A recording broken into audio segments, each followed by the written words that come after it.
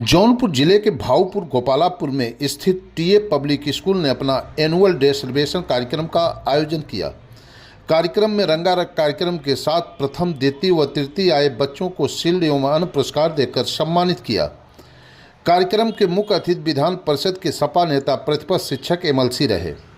TA public school के annual day celebration कार्यक्रम को बतौर मुख्य अतिथि संबोधित करते हुए विधान परिषद के सपा नेता प्रतिपक्ष शिक्षक एमएलसी लाल बिहारी यादव ने कहा कि सरकार में शिक्षा का स्तर दिन ब दिन गिरता चला जा रहा है। सरकार शिक्षा के प्रति तनिक भी गंभीर नहीं है। कार्यक्रम का संचालन सपा जिला उपाध्यक्ष राजेंद्र कुमार यादव एवं आयोजक सऊद आलम रहे। इस मौके पर सपा जिलाध्यक्ष राकेश मौर्य, जंग बहादुर यादव, गामा सोनकर, जिला सचिव प्रबंधक आफ्ताब आलम, राजेंद्र पाल, कमलेश यादव, अखिलेश यादव, जिलाध्यक्ष शिक्षक संघ, सऊद आलम आयोजक, अबू भाई तंजील आलम, डॉक्टर इरशाद, मुल्तजिम खुर्शीद, अरशद अंसारी, प्रधानाचार्य गुलिस्ता परवीन, अध्यापक गढ़ इशरत जहां, सालू अंसारी, फिजा अंसारी, समरीन बानो, समन अंसारी, सलमान मौलाना आज़ाद, रंजीत पटेल, बुसरा खुर्शीद, सामिया, आफ्ताब, अरशद समेत काफ़ी संख्या में लोग मौजूद रहे। इन तीनों ने खाया, इन तीनों को गोली मार दो। और मुझे छोड़ दो। अरे झूठ बोलते हैं। इसने बोला हम आपके पास आएंगे तो आप हमको पैसा दोगे, हमारी मदद करोगे। बिल्कुल झूठ बोल रहे हैं। तू टॉप लेने था। दिवाली कितना पैसा था यार तुम लोगों ने? डांकर माल दारू वाले ये मुंह से सुपारी निकल के बात कर रहे बाबा। इसके मुंह में पैदाइशी सुपारी है, ये तोतला है। क्या तू तो क्या? वो आप क्या बोल रहे हो समझ में नहीं आ रहा। वो क्या नीचे सबटाइटल भी नहीं है ना? लालपट्टी ले ले, सामने का जवाब देता है तू। नौकरी चलते ना फल डालूंगा। चाइनीज बोलता, हम लोग चाइनीज खाता है बाबा, समझता नहीं है। 20 लाख दे। 20 लाख?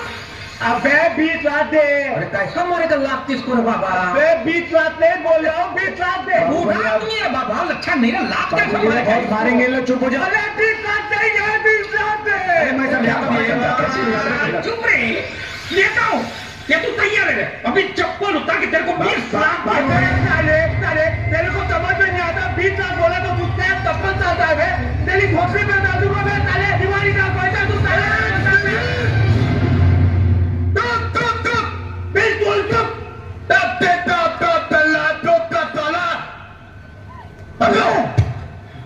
मेरा पैसा मुझे दे दो अभी से अभी। मायला इसका से तो इससे भी बड़ा तोतला है। अरे तुम नहीं तो मैं टोप उड़ा दूंगा।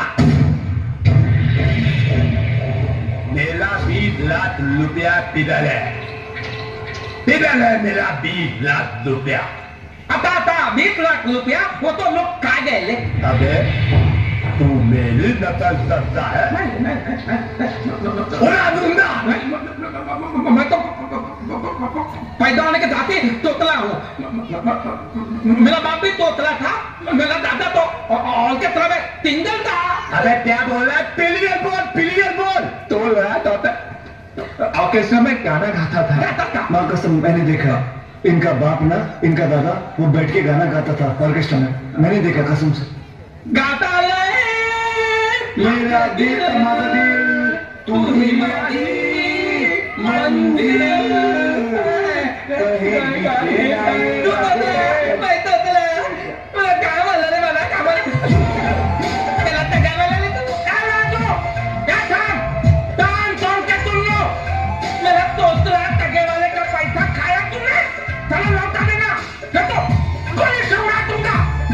बोल दिया दे देगा, मैं चलता। अबे जाता कहाँ है साले? आसमान है। आसमान चलो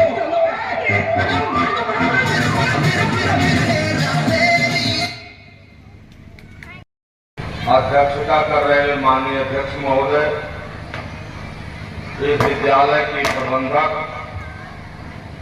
सऊद आलम साहब, तंजील आलम साहब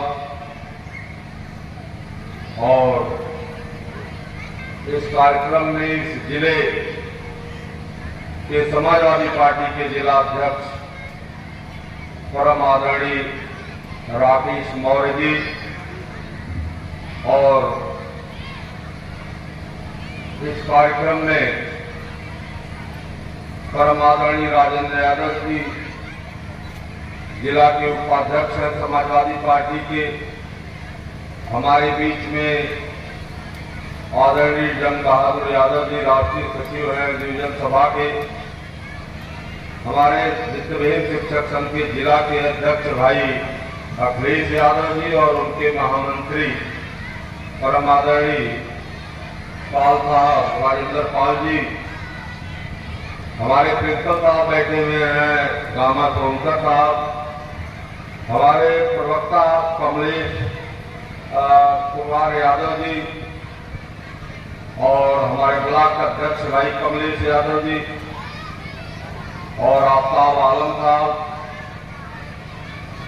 और इस कार्यक्रम में जितने भी हमारे साथी बैठे हुए हैं अरशद अंसारी साहब से लेकर अबू भाई से लेकर के डॉक्टर इरशाद से लेकर के मैं आप सबका हृदय से स्वागत करता हूं, अभिनंदन करता हूं। और भाई शहूर आलम जी को इस बात का विश्वास दे रहा हूं कि आप अपने पिताजी के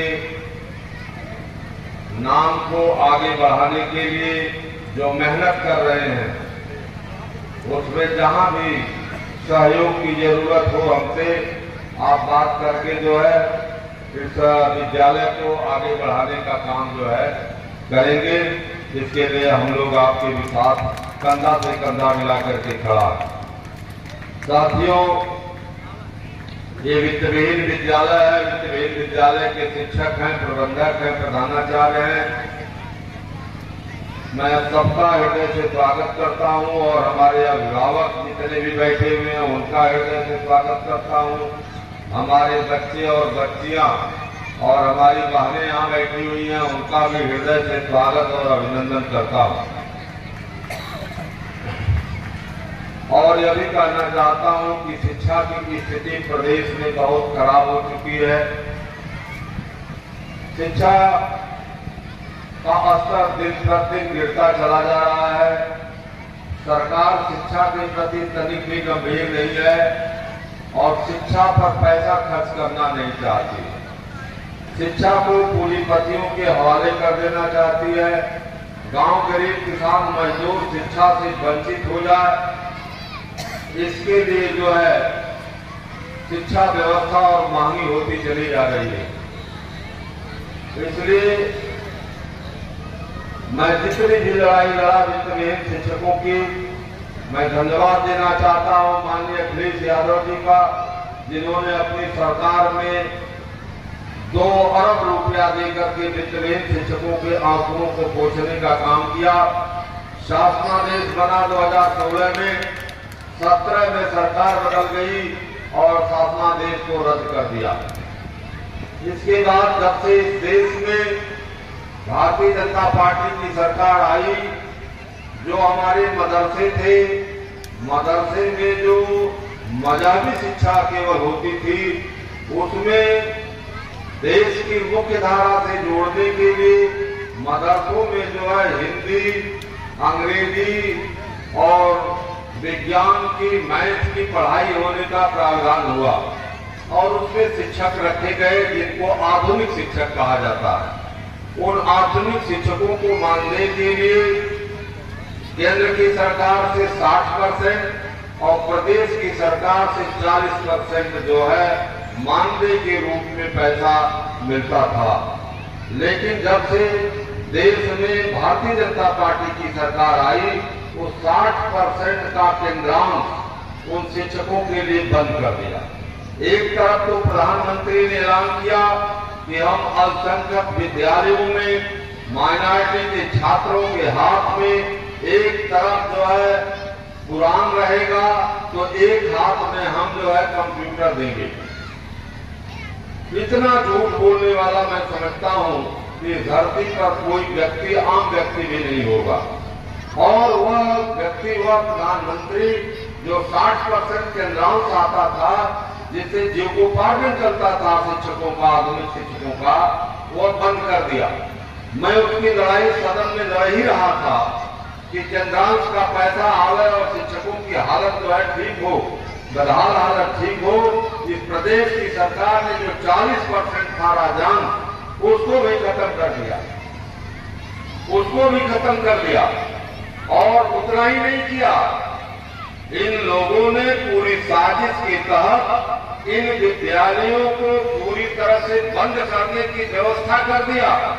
ये विद्यालय बंद हो जाए। हम तो शुक्रगुजार हैं माननीय सुप्रीम कोर्ट का, जिसके आदेश पर आज माइनॉरिटी मदरसे के विद्यालय फिर वजूद पर जो है अपने आए, नहीं तो ये विद्यालय ही बंद हो जाते जो है।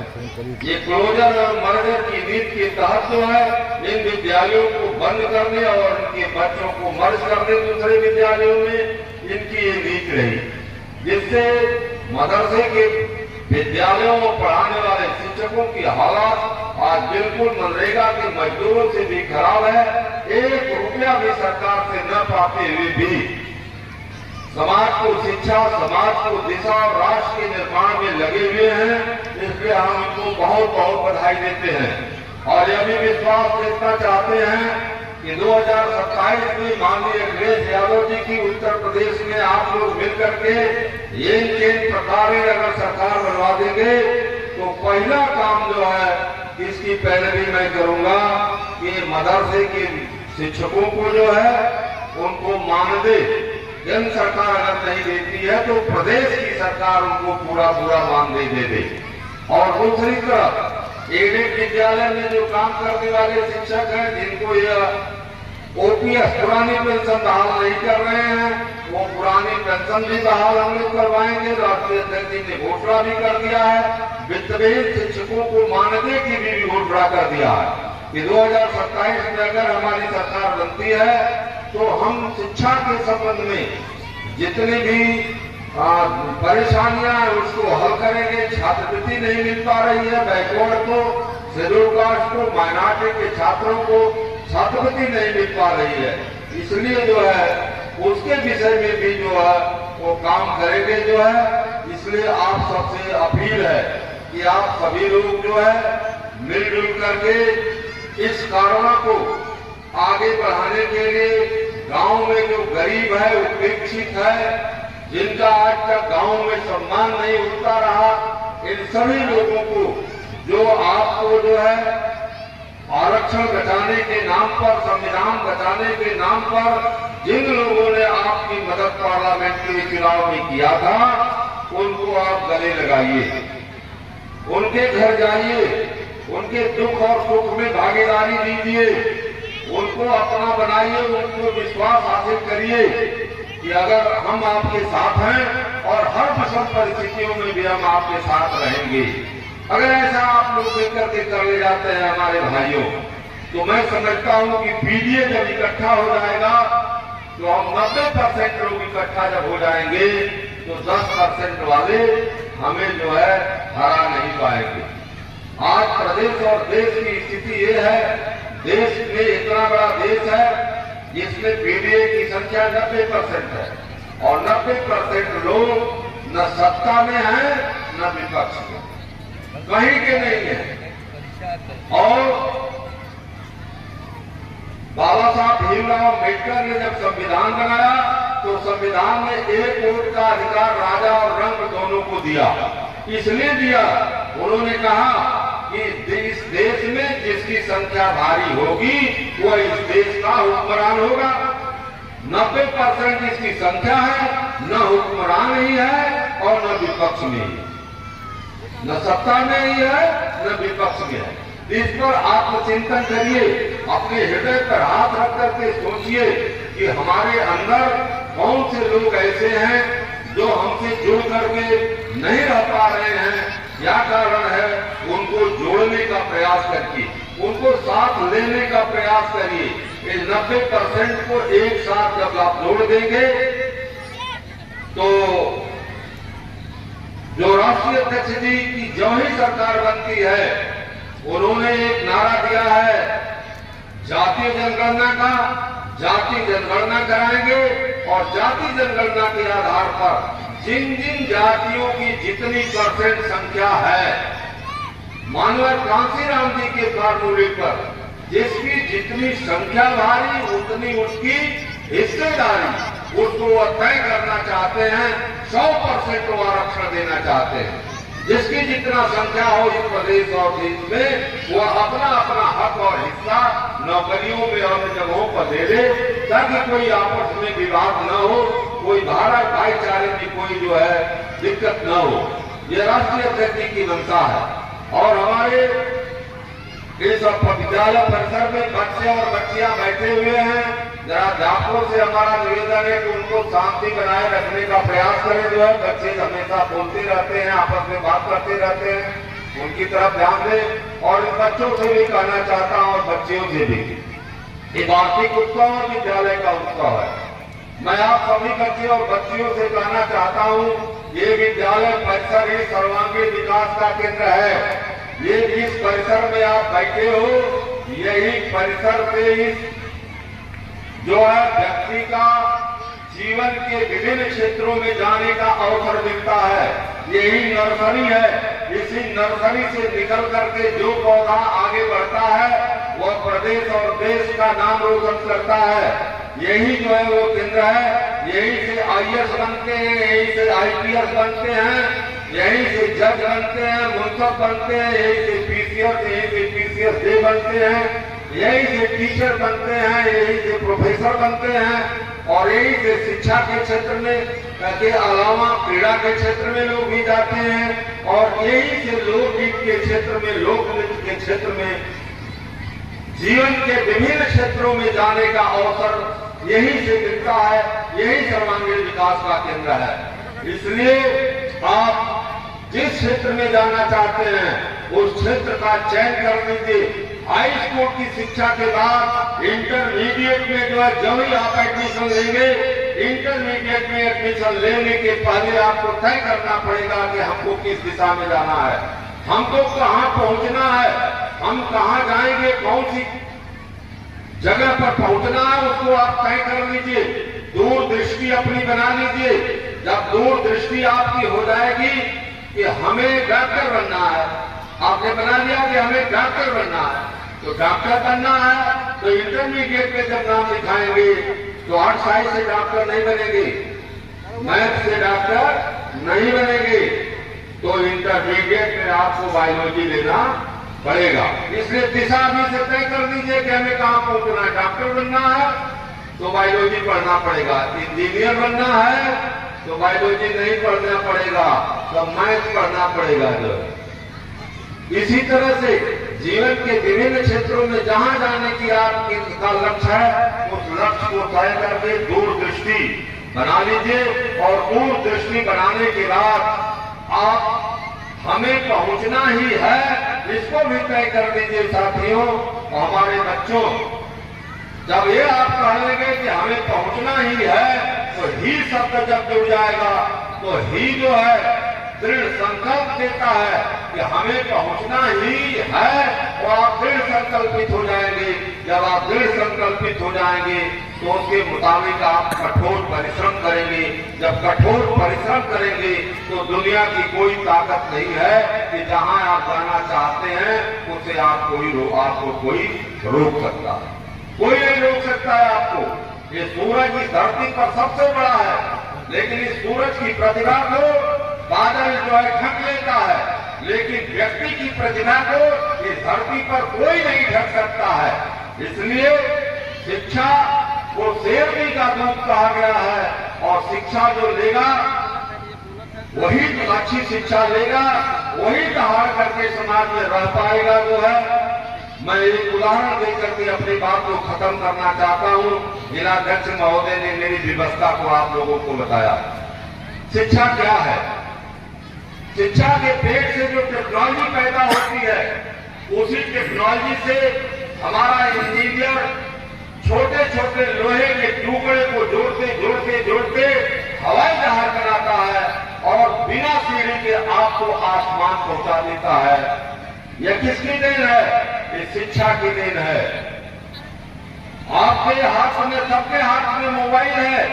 इस मोबाइल का 10वां अंक दबाइए, प्रदेश में, देश में, विदेश में, जहां भी आपके परिवार के लोग होंगे, नाते रिश्तेदार, 10वां अंक दबाने पर तुरंत घंटी वहां पहुंच जाती है। उसकी गति की सीमा आज तक हम लोगों को मालूम नहीं हुई कि वो प्रति सेकंड कितने किलोमीटर की रफ्तार से जाती है। इसी का नाम है शिक्षा। और शिक्षा के ही बदौलत बाबा साहब भीमराव अम्बेडकर की पूरे देश में पूजा नहीं होती है, पूरे विश्व में विद्वता की पूजा होती है। जिनको विद्यालय में पढ़ने के लिए घुसने नहीं दिया जाता था, बड़ी शर्त के बाद घुसने दिया गया, उनको सबसे बाद में घुसने दिया गया। सबसे पहले निकाला जाता था, उनको पानी पीने के लिए कुएं पर नहीं चढ़ने दिया जाता था।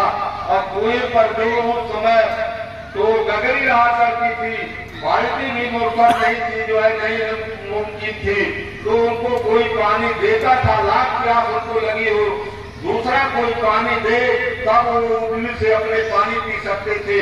इन विषम परिस्थितियों में विदेश से पढ़ करके इतनी बड़ी शिक्षा लिया बाबा साहब भीमराव अम्बेडकर ने कि आज जात के नाम पर तो अपमान होता है, लेकिन शिक्षा के क्षेत्र में, विद्वता के क्षेत्र में भारत देश नहीं विश्व में उनकी पूजा होती है। इसी का नाम है शिक्षा। शिक्षा के आज शिक्षालय में आप सभी लोग हैं, हमारे बच्चे और बच्चियां, यह न समझे कि हम धोखा दे रहे हैं दूसरे को, वो अपने गार्जियन को नहीं धोखा दे रहे हो, धोखा अपने को दे रहे हो। अगर बढ़िया शिक्षा नहीं ले रहे हो, बढ़िया शिक्षा नहीं लोगे तो तुम्हारा जीवन सुखमय नहीं हो पाएगा। अगर अच्छी शिक्षा मेहनत करके ले लिए, एक 25 साल का ब्रह्मचर्य का जीवन, इसमें कठोर परिश्रम कर लिए, तो पूरा जीवन तुम्हारा सुखमय हो जाएगा।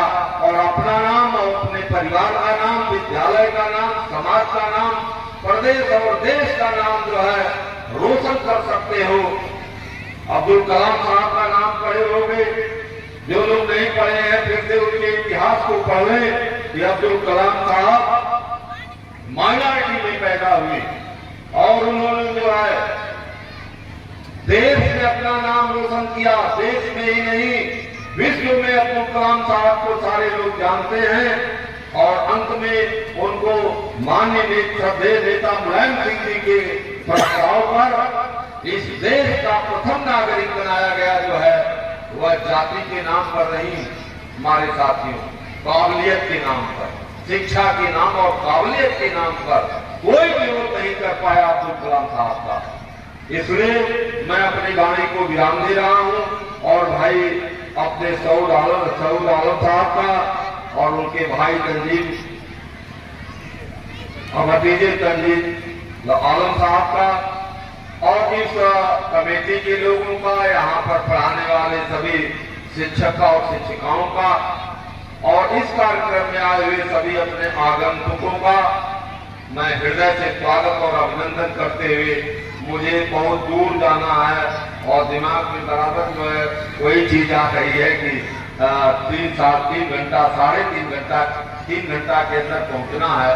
कैसे 300 किलोमीटर में चल लूंगा जो है, ये विषम परिस्थितियां हैं। मैं आज पूरा समय आपको दिया था, मेरे पास दूसरा कार्यक्रम नहीं था, मैं शाम तक 4 बजे अब तक आपके बीच में रहता, लेकिन आज विषम परिस्थितियों में हमारा ही एमएलए पहले था जो है मनोज पांडे, वो हमारे ही लोगों की आज जमीन जो है, बेनामी की जमीन जो है सड़क के किनारे की कब्जा कर रहा है।